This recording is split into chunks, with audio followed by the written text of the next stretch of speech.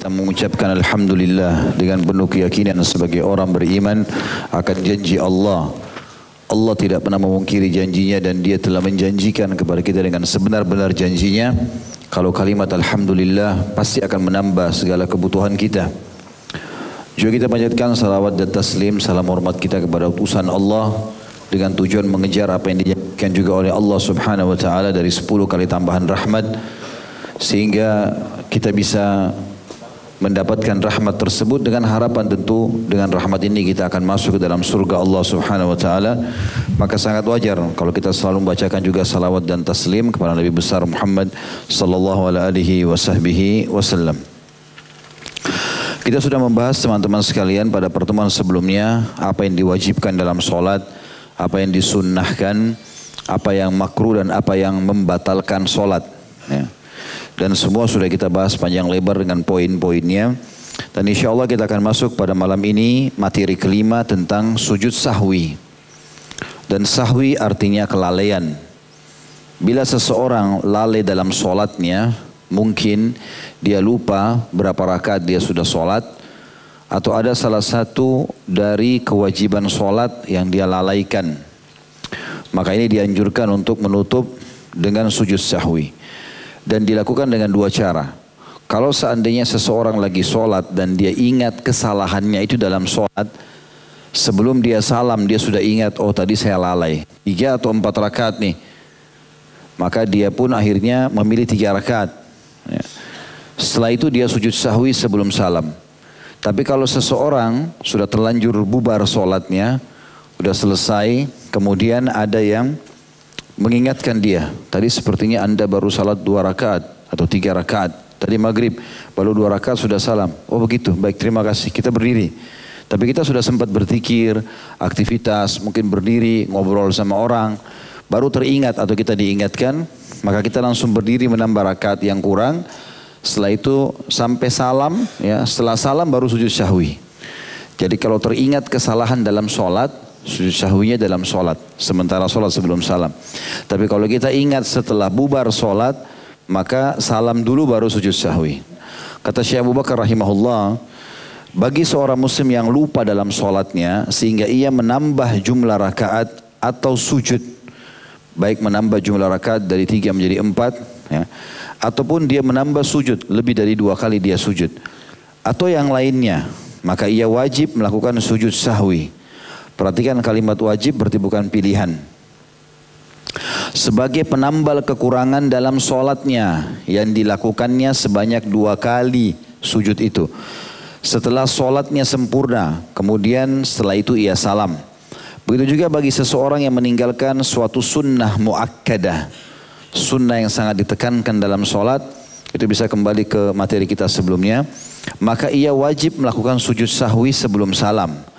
Juga bagi seseorang yang meninggalkan tasyahud pada pertengahan solat, tasyahud awal, mesti rakaat kedua dia tasyahud langsung dia berdiri, dia tidak sempat tasyahud, dan dia tidak ingat sama sekali atau ingatnya setelah ia berdiri, maka ia tidak perlu melakukan tasyahud, tetapi sebagai penggantinya ia wajib melakukan sujud sebelum mengucapkan salam. Juga bagi seseorang yang mengucapkan salam padahal solatnya belum selesai. Misalnya sholat maghrib baru 2 rakaat, dia kira sudah 3 rakaat, langsung dia salam. Lalu makmumnya ingatkan, atau ada yang ingatkan dia, atau dia teringat. Juga bagi seseorang yang mengucapkan salam padahal sholatnya belum selesai, maka ia wajib melanjutkan dan menyempurnakan sholatnya dan setelah itu melakukan sujud setelah salam.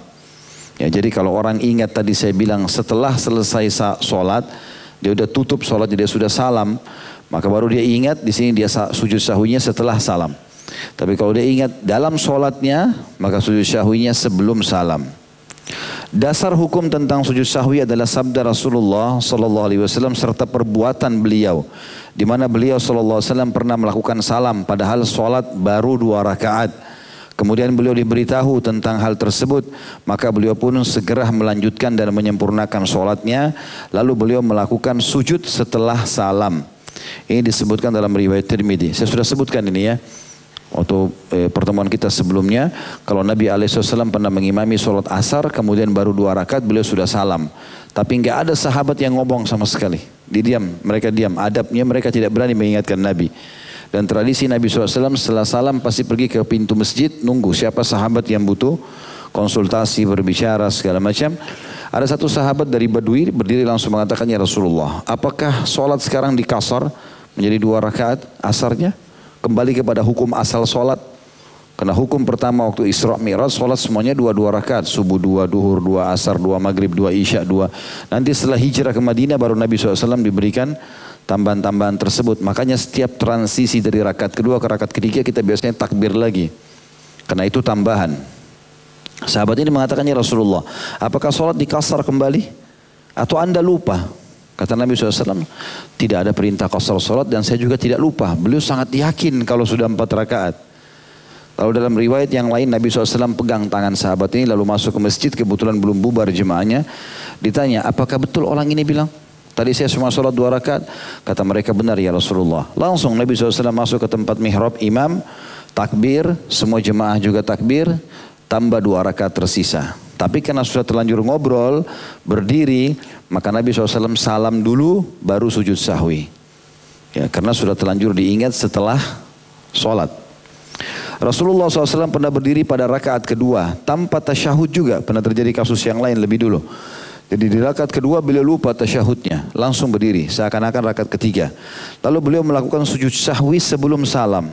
Kenapa? Karena ingatnya pada saat dalam solat. Seraya beliau bersabda, "Idza syakka ahadukum fi salatihi, falam yadri kam shalla thalathan aw arba'an, falyatrahi syakka wal yabni ala mastaikan, thumma yasjud sajdataini qabla an yusallima, fa in kana shalla khamsan syafa'na lahu salatah, wa in kana shalla itmaman li arba'in kanata targiman li syaitan."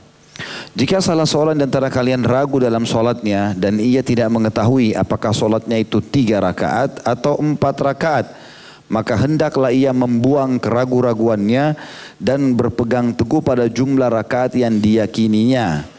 Kemudian ia melakukan sujud 2 kali sebelum salam. Jika ia telah melakukan rakaat solat sebanyak 5 rakaat, misalnya dia ragu 3 atau 4, lalu dia pilih 3. Memang sunnahnya kita memilih yang lebih sedikit. Pilih 3.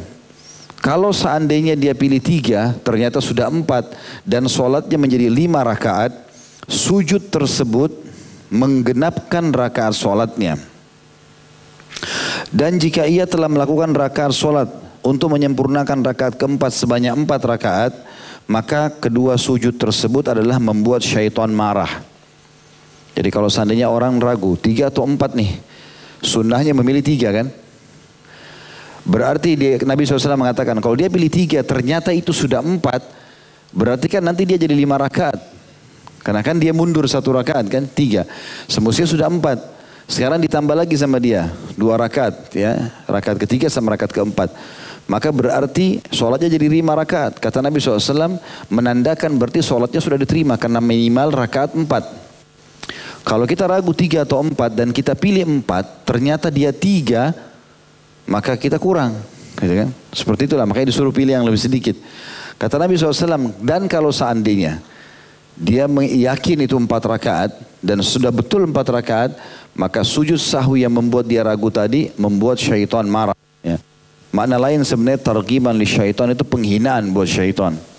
Karena syaitan telah buat dia lalai, maka Allah Subhanahu wa taala membuat sujud itu menutupi kelalaian sholatnya. Jadi ada pahala yang kurang Allah berikan dengan sujud sahwi. Adapun bagi seorang makmum yang lupa di belakang imam, maka ia tidak wajib melakukan sujud sahwi menurut mayoritas ulama. Kalau makmum lalai, imamnya tetap ingat, misalnya isya 4 rakaat, makmum karena merasa ada imam, merasa santai. Ya sudah, imam salam, saya salam, imam 3 rakaat ketiga, saya rakaat ketiga. Dia sudah tidak tahu rakaat keberapa, ikut saja imam. Ini tidak wajib sujud sahwi. Tapi tentu dia kehilangan pahala yang banyak ya. Kecuali kalau imamnya yang lupa, maka ia wajib melakukan sujud bersamanya. Kalaupun misalnya kita sholat maghrib bersama imam, sudah 3 rakaat nih, pas rakaat ketiga imamnya berdiri lagi, kita wajib ikut, walaupun kita sudah tahu. Kita mengatakan subhanallah, dia tidak mau dengar, ya sudah ikut saja. Jangan salam duluan. Kalau salam duluan berarti kita membatalkan sholat berjamaah kita. Ya. Tidak boleh salam sebelum imam. Kemudian kalau imam tiba-tiba dia sujud sahwi, dia bimbang, tadi sudah benar gak ya?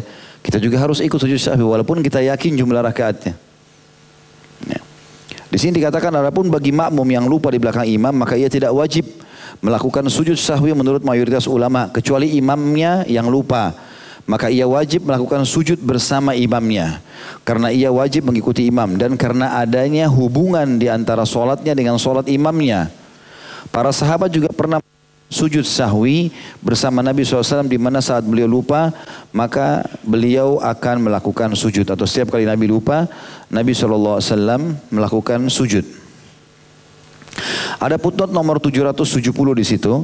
Hadits ini diriwayatkan oleh Tirmidzi nomor 365 berkenaan dengan sholat Rasulullah SAW di mana pada saat rakaat kedua beliau langsung berdiri tanpa duduk lebih dulu untuk tasyahud. Seraya berkata setelah Rasulullah SAW menyelesaikan sholatnya maka beliau melakukan sujud 2 kali. Kemudian beliau salam dan para sahabat pun melakukan sujud bersama beliau karena beliau lupa melakukan duduk. Meskipun riwayat ini memiliki cacat akan tapi mayoritas ulama mengamalkannya karena berdasarkan sabda Rasulullah SAW dalam hadits Bukhari nomor 722 la takhtalifu alaihi. Jangan kalian melakukan tindakan yang bertentangan dengan perbuatan imam. Ya, jadi kalau imam yang lupa ya sudah kita ikut saja.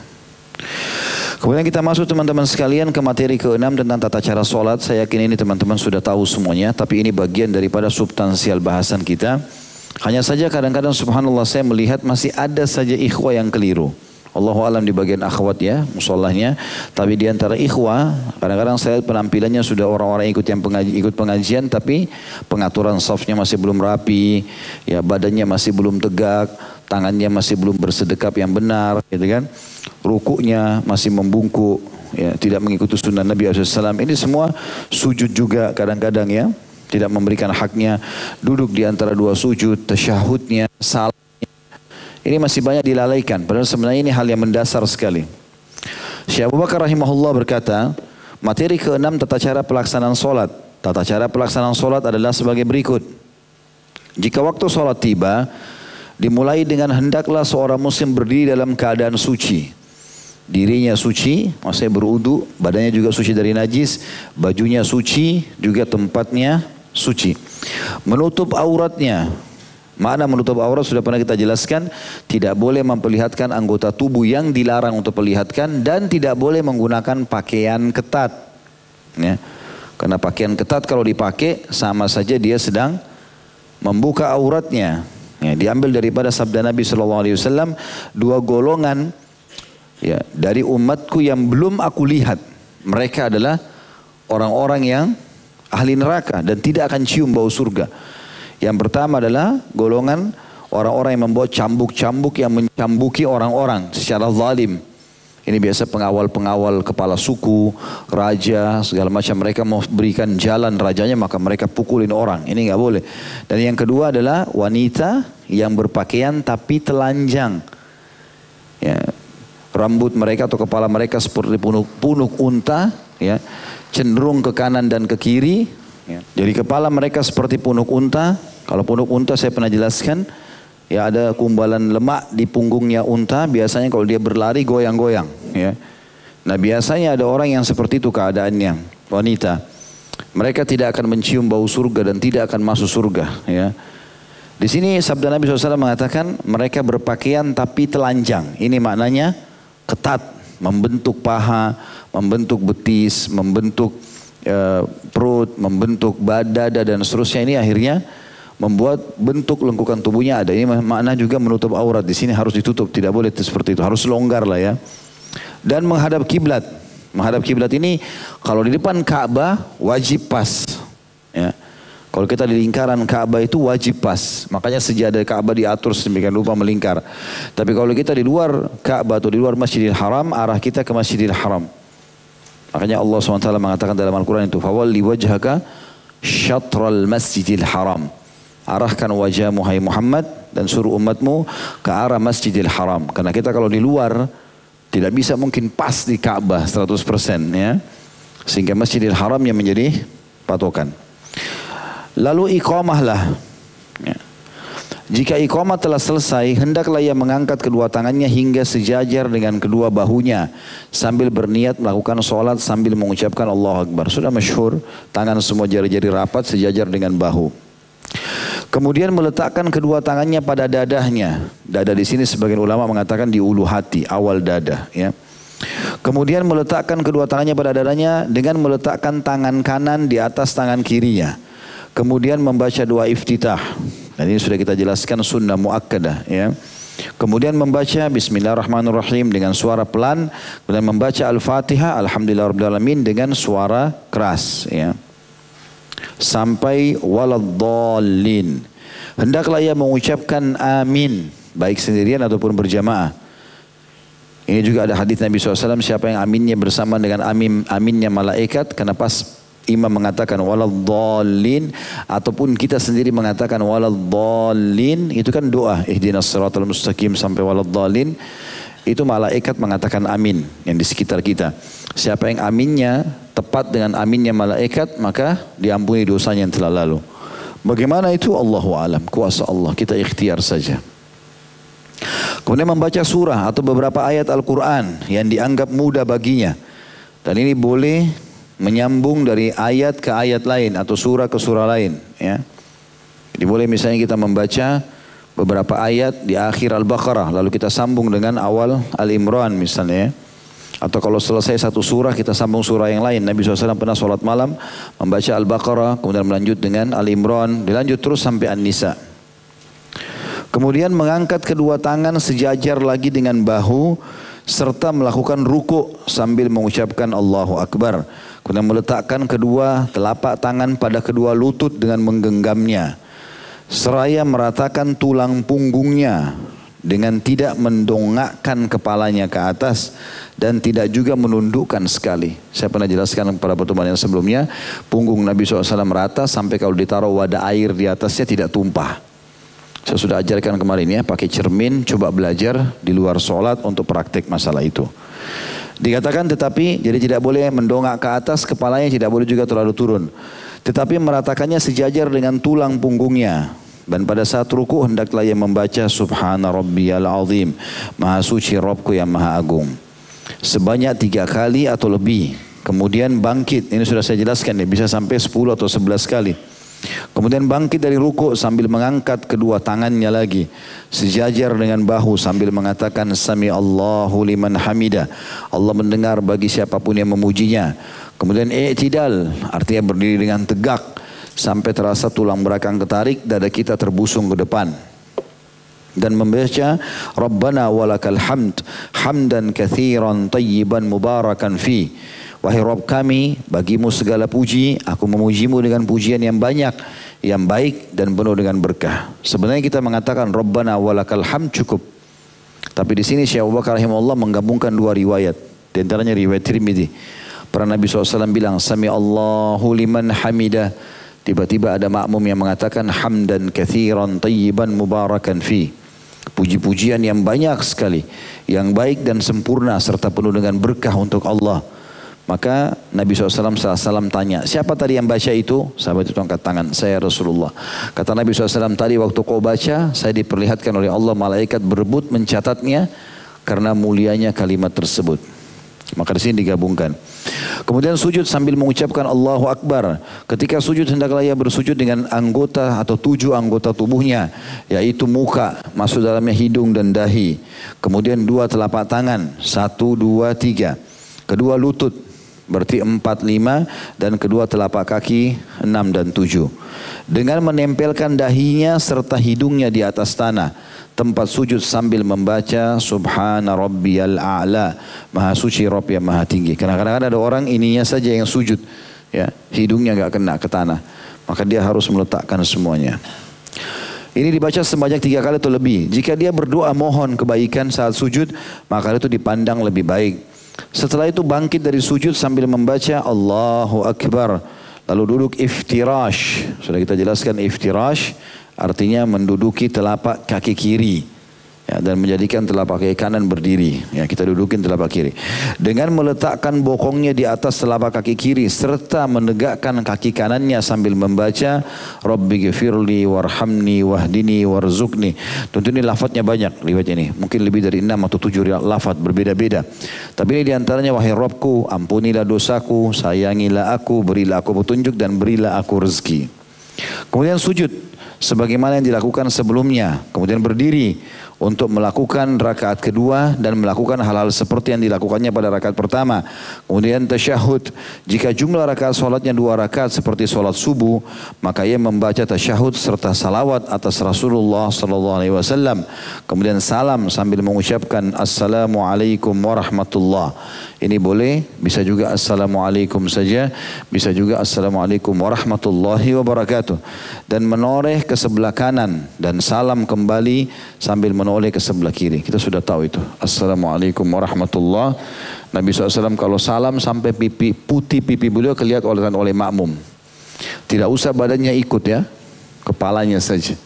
Ada orang ikut badannya, ya. Itu menoleh ke orang ya. Kemudian sujud tadi yang sudah disebutkan. Sedangkan jika jumlah rakaat solatnya tersebut bukan solat yang jumlahnya 2 rakaat, hendaklah setelah membaca tasyahud, asyhadu an la ilaha illallah wa asyhadu anna Muhammad Rasulullah, ia berdiri kembali. Jadi tidak baca salawat di tasyahud awal. Ini saya sudah jelaskan pertemuan sebelumnya.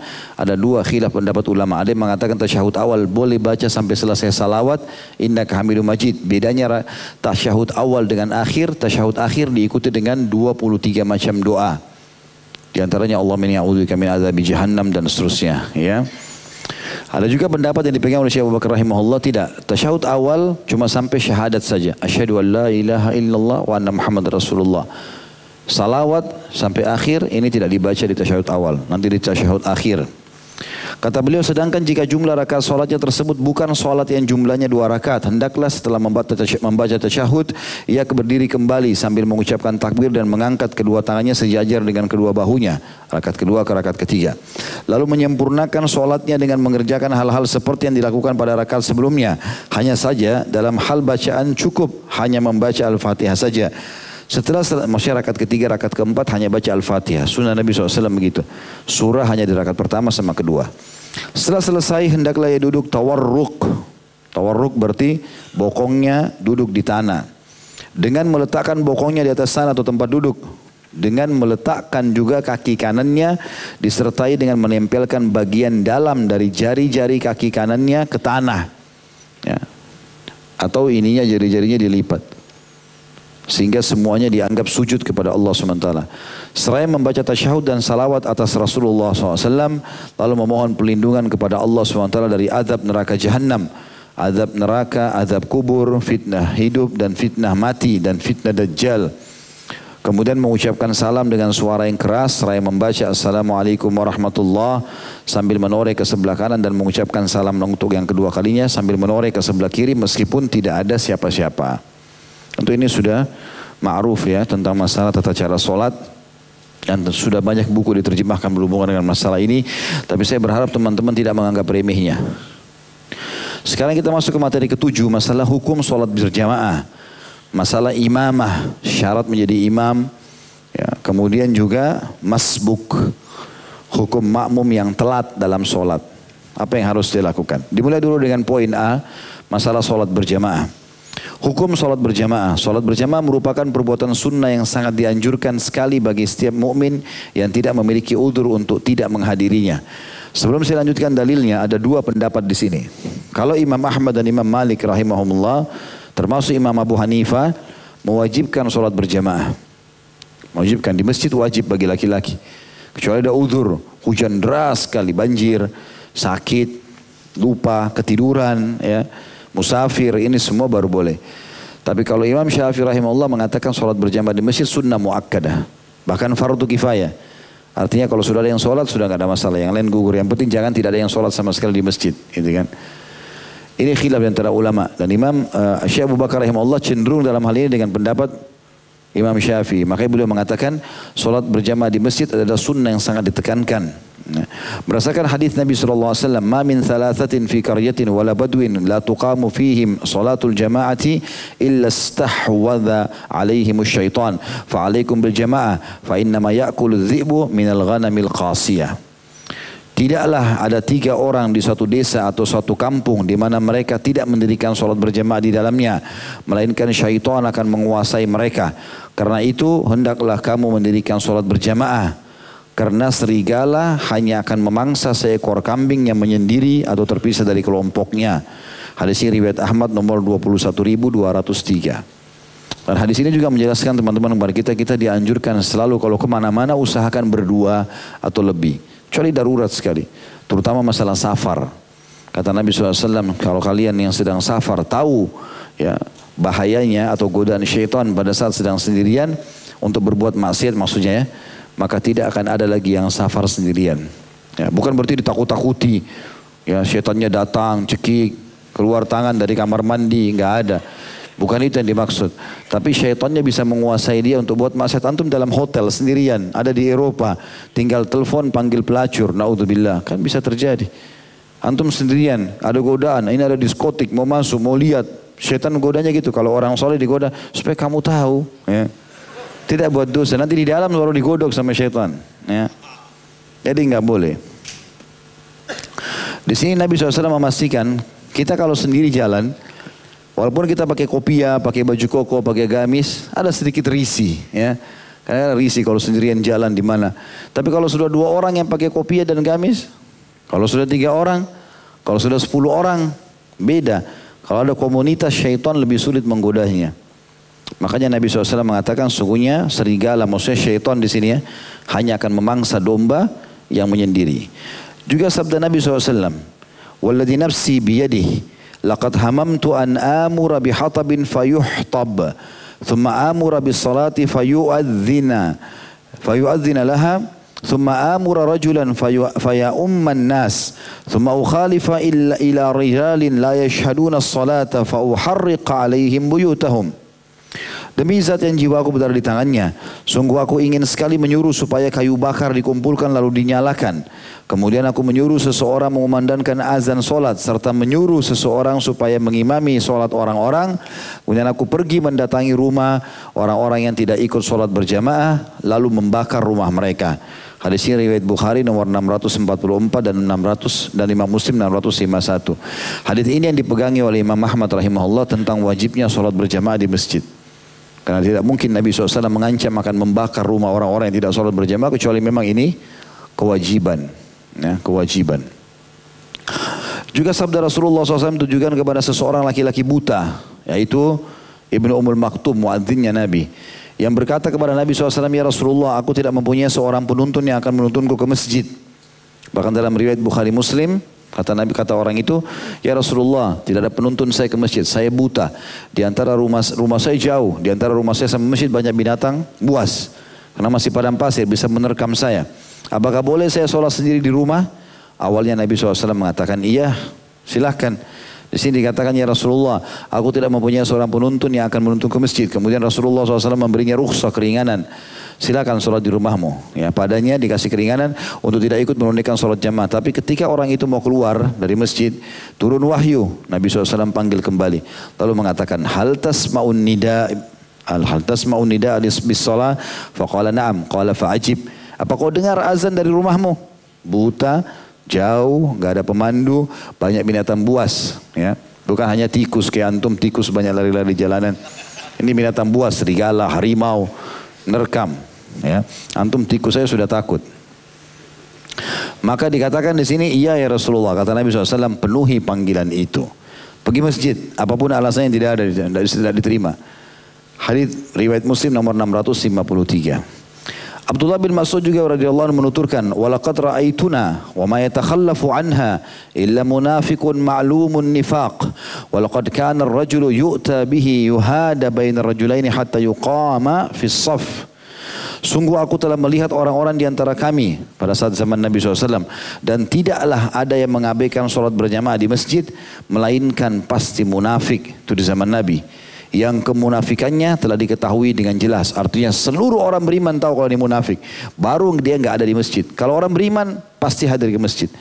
Sampai kata di sini, terkadang seorang laki-laki datang dengan dipapah 2 orang. Dia sakit tetap ditopang 2 orang.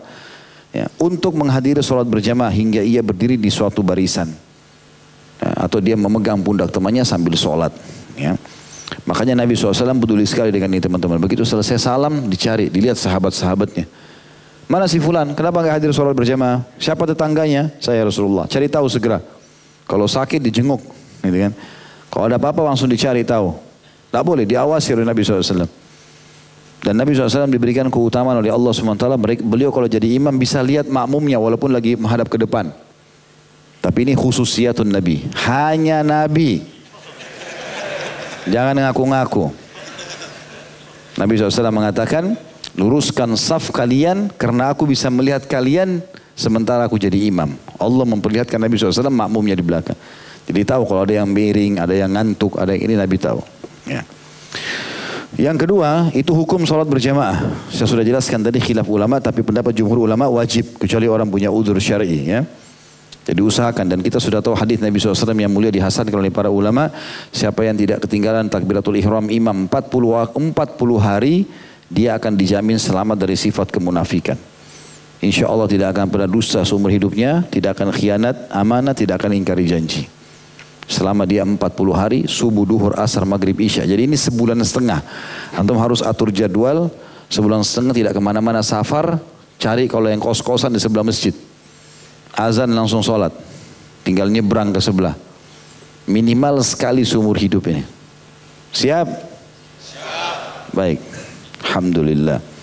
Yang kedua, keutamaan sholat berjamaah. Apa yang saya dapatkan sih kalau saya sholat berjamaah? Adapun keutamaan sholat berjamaah itu banyak sekali dan pahalanya sangat besar. Hal itu sebagaimana disabdakan oleh Rasulullah SAW, salatul jamaati tafdulu salatal fadhi bisab'in wa ishrin darajah. Salat berjamaah itu lebih utama daripada salat sendirian dengan perbedaan 27 derajat. Hadis ini diriwayatkan oleh Bukhari nomor 645 dan Imam Muslim 650. Juga Rasulullah SAW bersabda, ya, jadi 27 derajat ini berarti derajat di surga.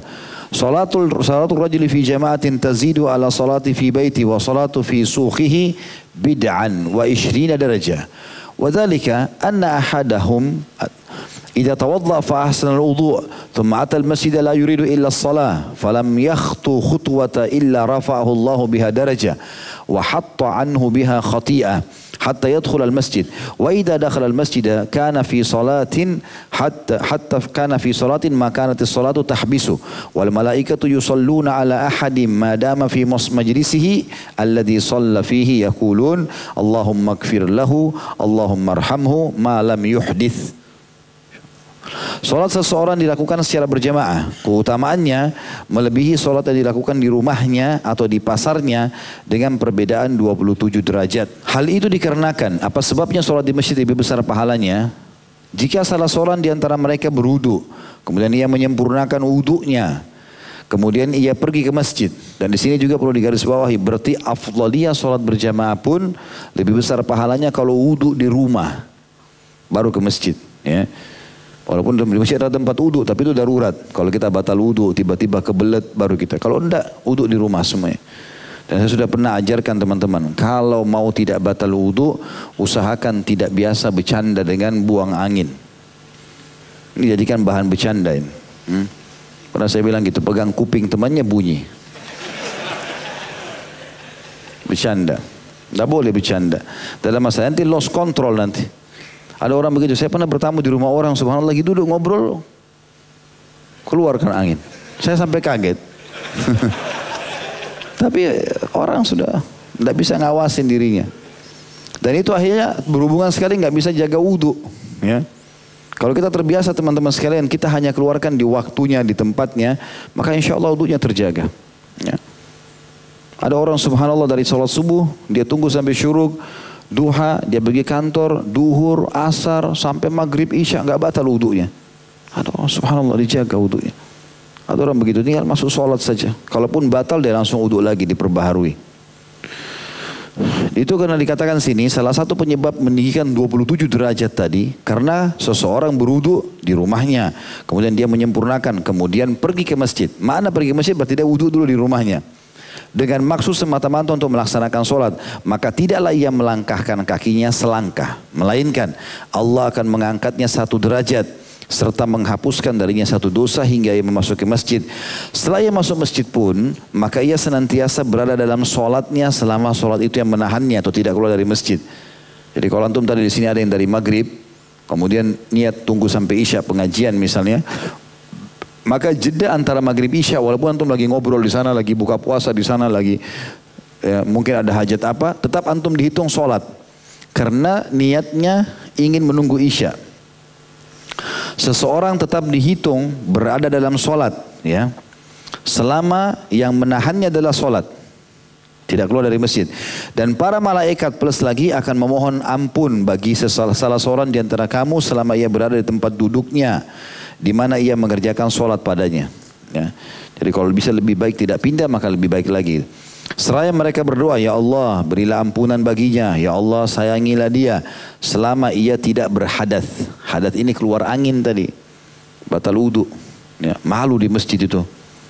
Ya, di sana keluarin angin, di sini keluarin angin, jadi bau semua masjid. Nah. Baik, poin 3, jumlah minimal dalam sholat jamaah. Jumlah minimal orang yang menunaikan sholat jamaah adalah 2 orang, di mana yang satu menjadi imam dan satu lagi menjadi makmum. Semakin banyak jumlah jamaah yang mengikuti suatu sholat jamaah, maka hal itu semakin dicintai oleh Allah Subhanahu wa taala. Berdasarkan sabda Rasulullah sallallahu alaihi wasallam, salatul rajuli ma'ar rajuli azka min salatihi wahda, wa salatu ma'ar rajulaini azka min salati ma'ar rajul, wa ma kana aktsaru fa huwa ahabbu ila Allah taala. Solat seseorang yang dikerjakan bersama seseorang, pahalanya lebih banyak daripada solat sendirian. Dan solat yang dikerjakan bersama 2 orang, jadi 3 orang sama imam, pahalanya lebih banyak daripada solat dikerjakan cuma sama seseorang. Ya, maksudnya cuma berdua. Dan semakin banyak jumlah jamaahnya, niscaya semakin dicintai oleh Allah Subhanahu Wa Taala. Hadis ini diriwayatkan oleh Imam Ahmad, nomor 20.759, Abu Daud 554, An-Nasai 843 dan Ibnu Hibban nomor 2056. Kata ulama hadis yang dimaksud dengan Allah lebih mencintai, maksudnya Allah bisa saja memberikan lebih banyak rahmat, pengampunan dan kelipat gandaan pahala. Solat jamaah dilakukan di masjid lebih utama, dan masjid yang jauh jaraknya lebih utama lagi daripada masjid yang lebih dekat. Berdasarkan sabda Nabi SAW, Inna a'zaman nasi ajran ab'aduhum ilaiha mamsha. Sesungguhnya orang yang paling besar pahalanya adalah orang yang paling jauh jarak perjalanannya ke masjid untuk menghadiri solat berjamaah. Hadis ini riwayat Muslim nomor 662. Makanya Abu Hurairah radhiyallahu anhu itu selalu jadwalin. Kalau dia mau pergi sholat, dia tahu waktunya masih ada sekian lama. Mungkin kalau kita duhur jam 12, dia jam 11 sudah jalan keliling Madinah. Ajak orang sholat sampai terakhir pulang putar ke masjid supaya langkah kakinya banyak sekaligus juga berdakwah. Kemudian yang 4, kehadiran kaum wanita dalam sholat berjamaah. Bolehkah hadir di masjid? Bagi kaum wanita dibolehkan untuk menghadiri sholat berjamaah di masjid jika dipandang aman dari fitnah dan tidak dikhawatirkan adanya gangguan. Berdasarkan sabda Nabi SAW, La tamna'u ima Allahi masajid Allah.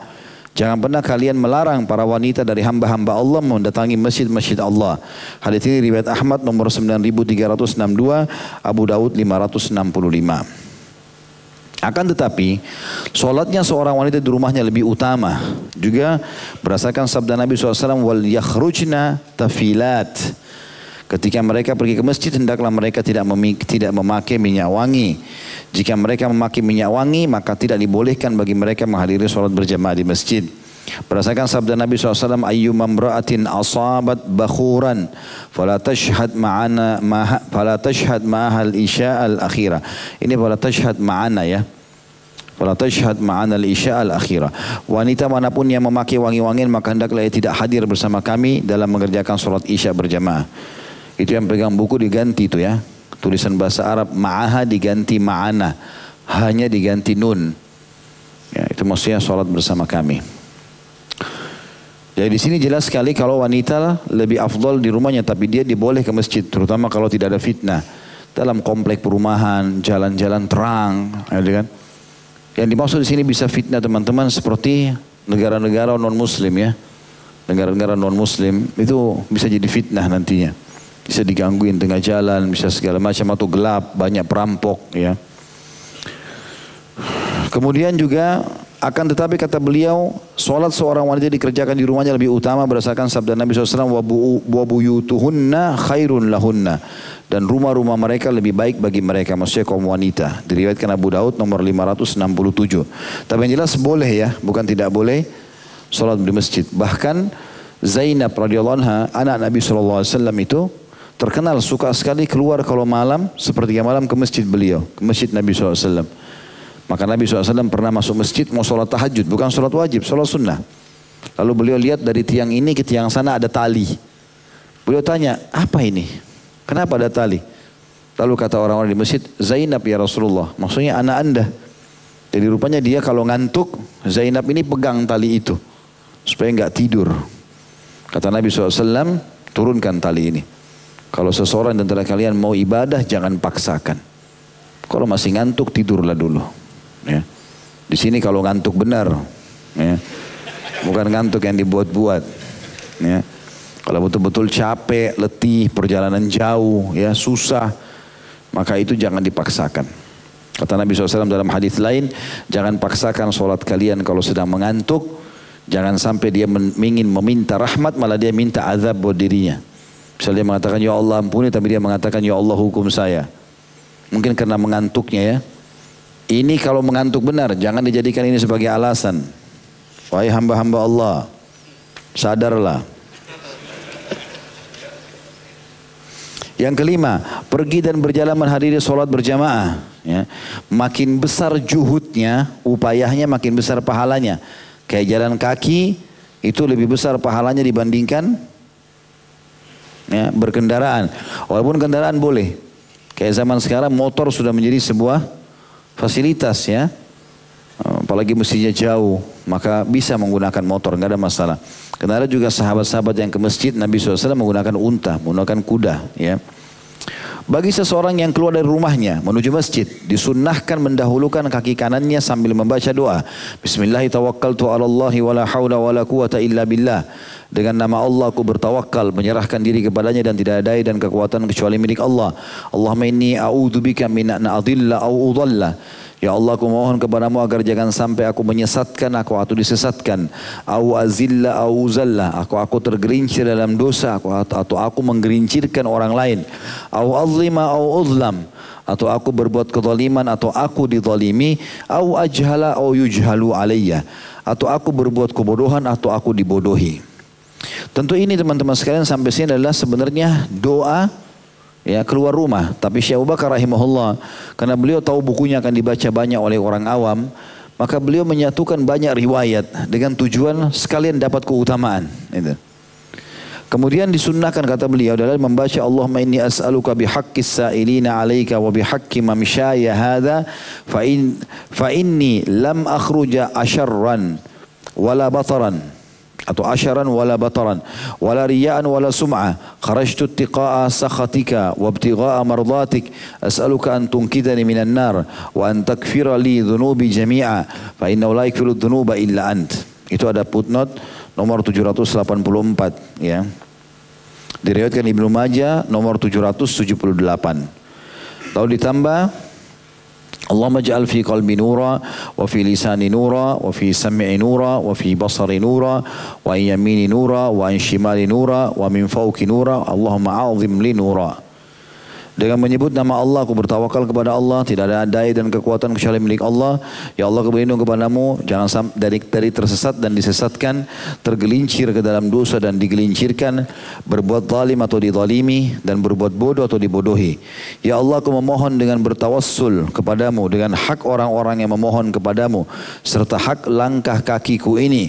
Sesungguhnya aku tidak keluar dalam keadaan kufur nikmat, tidak dalam keadaan sombong, tidak dalam keadaan riya, dan tidak dalam mencari ketenaran. Tapi aku keluar karena merasa takut terhadap murkahmu, serta mencari keridhaanmu. Aku memohon kepadamu agar engkau menyelamatkan diriku dari azab neraka dan mengampuni semua dosa-dosaku. Karena tidak ada yang dapat mengampuni dosa kecuali engkau. Ya Allah, berikanlah cahaya pada hatiku. Mana cahaya dalam hati ini sejalan dengan riwayat lain ya. Yang kata Nabi SAW, siapapun yang berbuat amal soleh, Allah titikkan dalam hatinya cahaya, satu titik cahaya. Kalau dia buat amal soleh lagi, satu cahaya lagi. Terus begitu sampai hatinya terang benderang. Dan kalau sudah terang, dia akan bisa menerangi orang lain. Ya. Kemudian lidahku, sehingga tidak mengucapkan kecuali kebaikan. Pendengaranku juga diberikan cahaya sehingga kita merasa pekah dan tidak mau lagi dengar yang berbau maksiat. Begitu dengar musik nggak enak rasanya, dengar gosip nggak enak karena sudah terlanjur telinganya ada cahaya keimanan. Penglihatanku, matanya sudah terjaga oleh Allah, dijaga oleh Allah SWT. Sehingga kalau lihat yang haram matanya teralihkan. Ya. Itu dimana dengan cahaya.